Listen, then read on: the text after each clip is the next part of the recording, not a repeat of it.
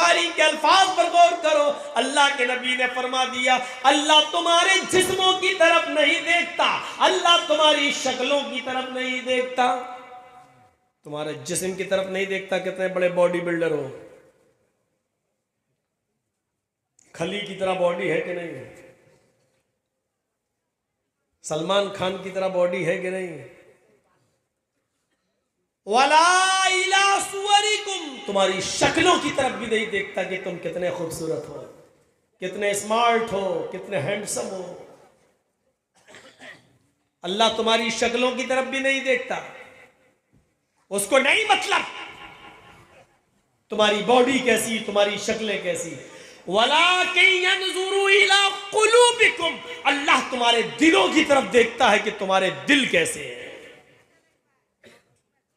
वो काले कलूटे बिलाल, जिनके बारे में बुखारी की हदीस के अल्फाज है कल हुमा, कोयला फिर भी कुछ चमक होती है, कोयले में फिर भी कुछ सफेदपन होगा, लेकिन बिलाल कोयले से ज्यादा काले, होंठे मोट, ये मोटे होंठ और काला रंग और कोयले से ज्यादा काला। लेकिन अल्लाह के नबी फरमाते हैं, आए बिलाल, ऐसा कौन सा अमल करते हो कि मैंने तुम्हें जन्नत, जब मुझे दिखाई दी तो मैंने जन्नत के अंदर तुम्हारे जूतों की आवाज सुनी। यानी अल्लाह ने मुझे बता दिया, बिलाल से मैं इतनी मोहब्बत करता हूं कि बिलाल को जन्नत देकर रहूंगा। हजरत बिलाल कहते हैं, अरे अल्लाह के रसूल, ज्यादा अमल तो मैं नहीं करता, लेकिन बस मेरा एक अमल ऐसा है, वो ये है कि मैं बगैर वुजू के कभी नहीं रहता। जब भी मेरा वुजू टूटता है मैं फौरन वुजू बना लेता हूँ और 2 4 6 8 रकात मैं नफिल नमाज जरूर पढ़ लेता हूँ। कज़ाए हाजत गया, पेशाब व पायखाना किया, फौरन मैंने वुजू बनाया। मैं बगैर वुजू के नहीं रहता हूँ, जब भी वुजू टूटता है तो फौरन वुजू बनाकर मैं 2 रकात 4 रकात नफिल जरूर पढ़ लेता हूँ। अल्लाह के नबी कहते हैं, बिलाल यही वो नेक अमल है जिसने तुम्हें तमाम साहबा से मुमताज कर दिया है, तमाम साहबा से आगे बढ़ा दिया है। इतना कहना था, उस मस्जिद में बड़े बड़े अमीर, बड़े बड़े महाजन, बड़े बड़े साहूकार, बड़े बड़े चौधरी और सरमायाकार और पैसे वाले लोग बैठे हुए थे। चीख पड़े, अरे बिलाल तुम्हारी शादी नहीं हुई है, ओ बिलाल तुम्हें एक नेक लड़की की जरूरत है, अरे बिलाल तुम निकाह करना चाहते हो, आओ, आए बिलाल आओ मेरे घर चलो, मेरी चांद जैसी खूबसूरत बेटी है, आओ मेरे घर चलो, पानी लेकर वो तुम्हारे सामने आएगी, एक नजर तुम मेरी बेटी पे डाल लो, उसका चेहरा देख लो, उसके हाथ की हथेली देख लो। आए बिलाल, अगर मेरी बेटी तुम्हें पसंद आ जाए तो मैं अपनी बेटी का निकाह तुम्हारे साथ करने को तैयार हूँ। आए बिलाल, अल्लाह के रसूल ने तुम्हें जन्नती कहा है, अगर तुम्हारे साथ मेरी बेटी ब्याह दी जाए, तुम्हारे साथ मैं अपनी बेटी का निकाह कर दूं, तो मेरी बेटी भी तुम्हारी सोहबत में नेक अमल करने वाली हो जाएगी और वो भी जन्नत की हकदार हो जाएगी। और दीनदार लड़के से शादी करने की वजह से शायद अल्लाह मेरी भी बख्शिश कर दे, अल्लाह मेरी भी मग़फ़िरत फरमा दे। मेरे भाइयों, जैसे अल्लाह के नबी ने ये कहा कि बिलाल मैंने तुम्हारे जूतों की आवाज जन्नत में सुनी है, सहाबा ने ये नहीं देखा बिलाल के होंठ कितने मोटे हैं, उनके गाल कितने काले हैं, उनका चेहरा कितना बड़ा है, उनकी आंखें कैसी हैं, फिर इस पर नजर नहीं डाली। बड़े बड़े अमीर सहाबा ने अपनी लड़कियों की पेशकश कर दी। आए बिलाल, इन्होंने पहले कह दिया है, पहले इनकी बेटी देख लो, अगर पसंद आ जाए तो कर लो और अगर ना आए तो मेरे घर आओ। आए बिलाल, एक नजर मेरी बेटी पर भी डाल लो। आए बिलाल, अगर मेरी बेटी तुम्हें पसंद आ जाए तो मैं भी निकाह करने के लिए तैयार हूँ। मेरे भाइयों, दीनदारी को मयार बनाया गया, दीनदारी को मायार बनाया गया, दीनदारी को मेरे भाइयों कसौटी बनाया गया है। वहां शक्ल सूरतों को नहीं देखा गया। कहा इन्नल्लाह ला यंजुरु इला अज्सामिकुम वला इला सुवरिकुम, अल्लाह तुम्हारी शक्लें नहीं देखता, अल्लाह तुम्हारे जिस्मों को, शरीर को नहीं देखता, अल्लाह तो तुम्हारे तकवे को देखता, तुम्हारे दिलों को देखता है। ये बिलाल थे, ये बिलाल। मेरे भाइयों, इसी तरीके से एक अंसारी लड़की की तरफ एक सहाबी को भेजा गया। कहा अल्लाह के नबी ने, जाओ तुम्हारी शादी नहीं हुई है? कहा नहीं।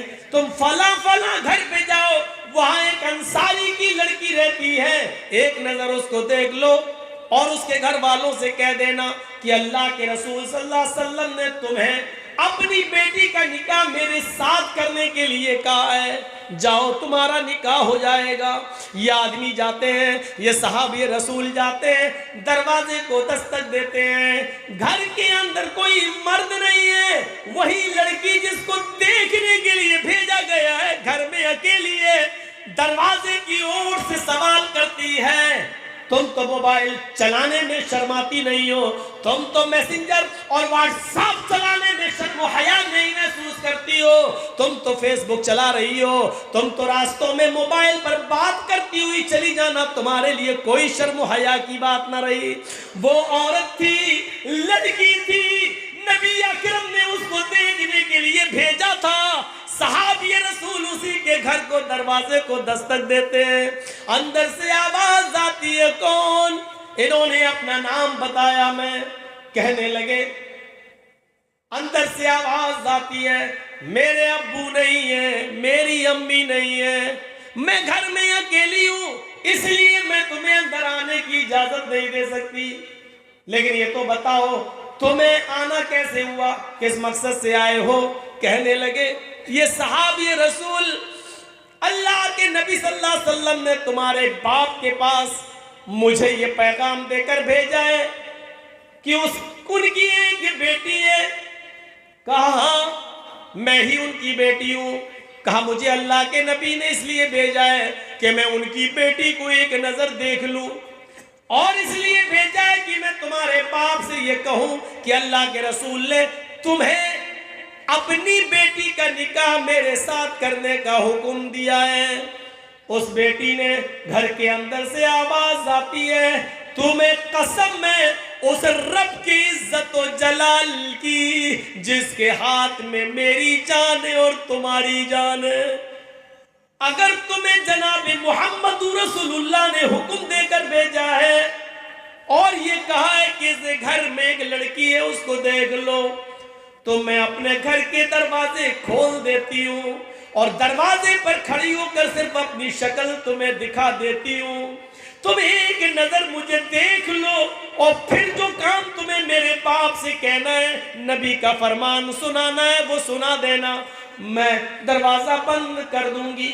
उसने कहा, आए फला के बाप की बेटी, मैं कसम खाकर कहता हूं अल्लाह के इज्जत और जलाल की कि अल्लाह के नबी ने मुझे तुम्हें देखने के लिए भेजा है।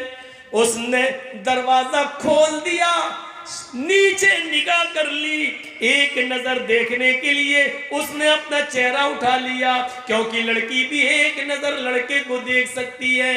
उसने भी अपना चेहरा उठा लिया और उसके बाद उसने कहा, शायद अब तुमने मुझे एक नजर देख लिया है, इसके बाद अब तुम्हारे लिए देखना जायज नहीं है। ये कहकर उसने दरवाजा बंद करते हुए कहा, हाय मेरे नबी के सहाबी, अगर नबी की इजाजत है तो तुम बसद खुलूस देखकर अपने दिलों में अरमान पैदा करके शादी का ख्वाब और सपना सजा कर जा सकते हो, लेकिन याद रखना अगर अल्लाह के नबी के हुक्म के बगैर तुम आए हो और नबी की हुक्म के बिना तुमने मुझे देखा है, तो काबे के रब की कसम क़यामत के दिन मैं तुम्हारा दामन पकड़ूंगी।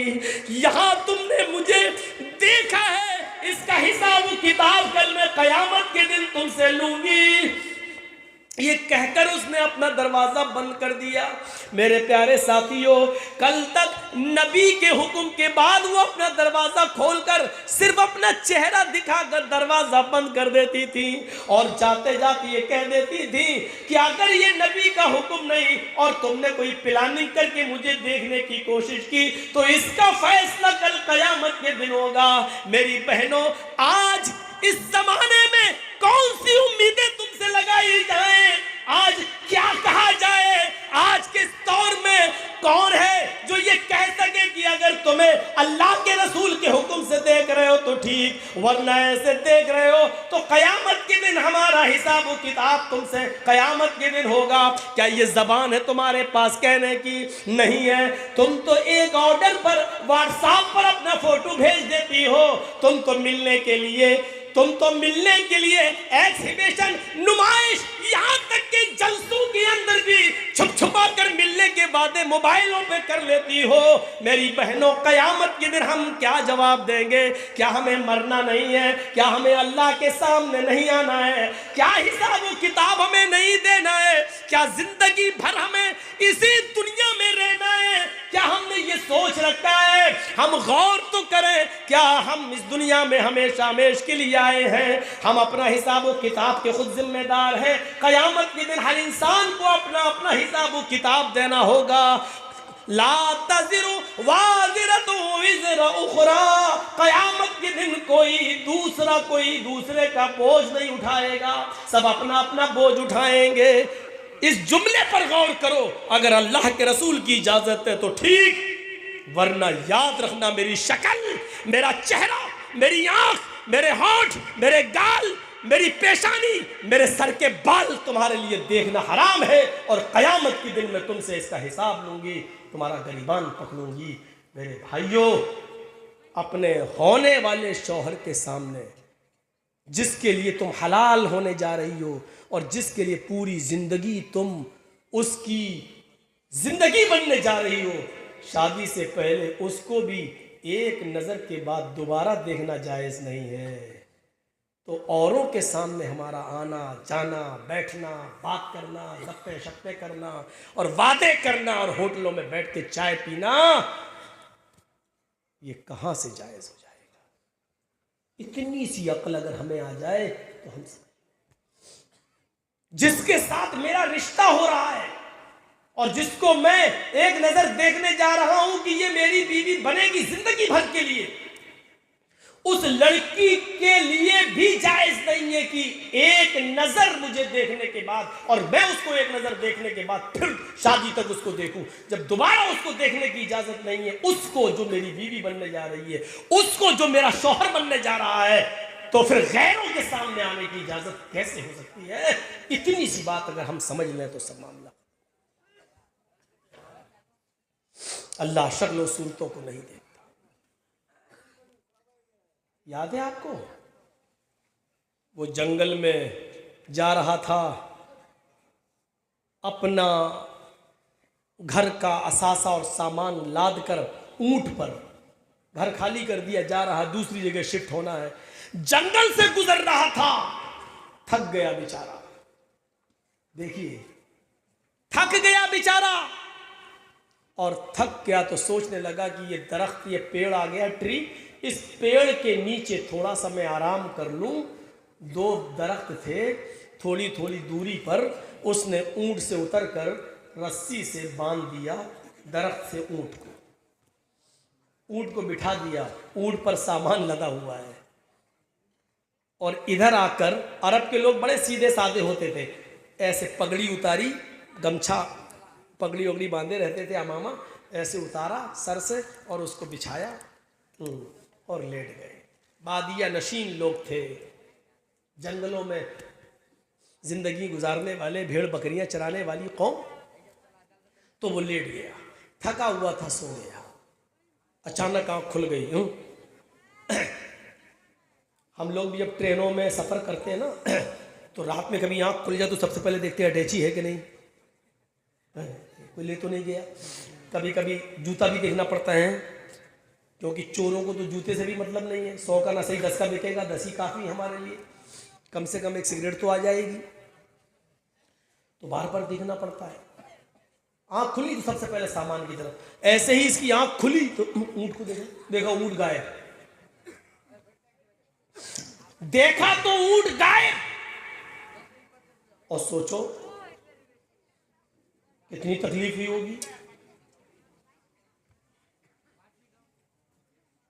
अब मेरी अटैची गायब हो जाए, साला तकरीर करने जा रहा हूं, शेरवानी उसी में, टोपी उसी में, सब कुछ उसी में, अब क्या रह गया मेरे पास, अब कैसे बोलूंगा, तो कितनी तकलीफ होगी। और उसका तो पूरे घर का सामान ऊंट पर कहता, अल्लाह ये क्या हुआ है? होश गायब, इधर उधर भागता है, इधर जाता है, दौड़ता है, भागता है, ऊंट नहीं मिल रहा है। भागते भागते दौड़ते दौड़ते पहाड़ी पे चढ़ गया, पहाड़ी से नीचे देखता है, अरे इतने ऊपर से ऊंट थोड़ी कूदेगा। भागते हुए झाड़ी में गया, पूरे जंगल में ढूंढा, ऊंट नहीं मिला। थाने भी नहीं थे कि रिपोर्ट लिख दूं, लिखवा दूं। ढूंढता ढूंढता जंगल का 4 चक्कर लगाते हुए इस तरीके से घूमते हुए आया और फिर उसी जगह पर आ गया जहां वो लेटा था। ऊंट नहीं मिला। कहता है थोड़ा सस्ता लूं, फिर जाऊंगा मैं, फिर ढूंढूंगा। दिन भर तो ढूंढ लिया, रात भर भी ढूंढूंगा, शायद मिल जाए, लेकिन सस्ता लूं पूरा दिन ढूंढते हुए हो गया। उसने फिर अमामा उतारा, बिछाया, थक गया था, ऐसे बैठा बैठा लेट गया, सो गया, आंख लग गई। फिर अचानक आंख खुली, फिर उसी पेड़ को देखता है जहां से ऊंट गायब हुआ। बिल्कुल यही अंदाज देखा उसने उसी पेड़ को जहां से ऊंट गायब हुआ। ऊंट तो ये बंधा हुआ है, उसी पेड़ से बंधा हुआ है। भाग, अब क्या हुआ, खोल के देखे कुछ। हम लोगों को जब अटैची गायब हो जाए, मिल जाए तो खोल के देखेंगे कोई चीज गायब तो नहीं। वो गया ऊंट पर, देखता है सब सामान, जितना कपड़ा मौजूद, बर्तन मौजूद, मिट्टी के प्याले मौजूद, जो गल्ला लादा था वो मौजूद, सारा सामान ऊंट पर मौजूद। या अल्लाह, पूरा जंगल ढूंढा, ऊंट नहीं मिला, और अपने आप यहां आ गया और बंध भी गया। इसी पेड़ से बंधा हुआ है ये ऊंट, ऐसा कैसे हो गया? मैंने तलाश किया पूरा जंगल, झाड़ी झाड़ी, पहाड़ी पहाड़ी, लेकिन ऊंट नहीं मिला। और जब थक कर बैठ गया और आंख लग गई, जब आंख खुली तो देखा ऊंट अपनी मर्जी से उसी पेड़ से बंधा हुआ है जहां से गायब। सामान देखा तो सामान अपनी असली पोजीशन में मौजूद। खुशी का ठिकाना नहीं रहा। नजरें आसमान की तरफ डाली, चीख पड़ा, अल्लाहुम्मा अंता अब्दी व अना रब्बुक। उल्टा जुमला बोल गया। यही बुखारी शरीफ के हदीस के अल्फाज हैं। उसने ऊंट को बंधा हुआ देखा, चीख पड़ा कि अल्लाह, वाकई मान गया तेरी कुदरत को, वाकई मान गया तेरे कमाल को, वाकई मान गया तेरे चमत्कार को। पूरा जंगल मैंने तलाश किया, कहीं मुझे ऊंट नहीं मिला। इतनी मेहनत की लेकिन मुझे कहीं ऊंट न मिला, और थक कर बैठ गया तो अपने आप आ गया। ये तेरी कुदरत है, ये तेरा चमत्कार है, ये ऊंट आ गया मेरा। हाय अल्लाह, वाकई तू मेरा बंदा है और मैं तेरा खुदा। समझ गए ना क्या बोल गया वो? अल्लाहुम्मा अंता अब्दी, अरबी में वो बोल गया, वाकई तेरी कुदरत, मान गया तुझे आज, वाकई अल्लाहुम्मा अंता अब्दी, वाकई तू मेरा बंदा है, वाना रब्बुक, और मैं तेरा रब हूं। उल्टा कहना ये चाह रहा था कि वाकई मैं तेरा बंदा हूं और तू मेरा रब, लेकिन खुशी में होश ठिकाने नहीं है, जमीन पर पैर नहीं है। पूरा दिन ऊंट गायब रहा और अचानक मिल जाए तो कितना खुश, इतना खुश के मारे खुशी को मैं उसको दिखाई, उसको समझ में नहीं आ रहा है कि उसकी जबान से क्या निकल गया, क्या कह रहा, वाकई तू मेरा बंदा है और मैं तेरा रब हूं, मैं तेरा खुदा। अल्लाह के नबी फरमाते हैं, जब अल्लाह ने उसकी जबान से जुमले निकलते हुए सुने, फज़हिक, मुस्कुरा दिया अल्लाह, हंस दिया अल्लाह। अल्लाह को तो गुस्सा आना चाहिए था, कमीना अपने आप को मेरा खुदा, मेरा अपना खुदा बना रहा है, मैं तेरा बंदा हूं, तू है क्या मेरे आगे? तो गुस्सा आना चाहिए था। लेकिन उसके मुंह से निकलने वाले जुमले को सुना, अल्लाह ने मुस्कुरा दिया, हंस दिया। अल्लाह के नबी फरमाते हैं कि अल्लाह ने कोई इंतकाम नहीं लिया, बदला नहीं लिया, उसको गुनाह भी नहीं लिखवाया, इसलिए क्योंकि वो जानता है मेरे बंदे ने ये अल्फाज दिल से नहीं कहे, खुशी में उसकी जबान से निकल गए, उसकी नीयत ये नहीं थी। फिर नीयत पर आ गया ना, उसकी नीयत ये नहीं थी, नीयत यही थी, वो कहना यही चाह रहा था कि वाकई तू मेरा रब है और मैं तेरा बंदा, लेकिन मारे खुशी के वो क्या कह गया, वाकई तू मेरा बंदा है और मैं तेरा खुदा। हालांकि ये जुमले इतने बुरे हैं, अगर इनके बुरेपन पर गौर किया जाए, इन जुमलों के खतरनाकी पर गौर किया जाए, तो ये जुमले इतने खतरनाक हैं कि फिरौन ने भी इतने बुरे जुमले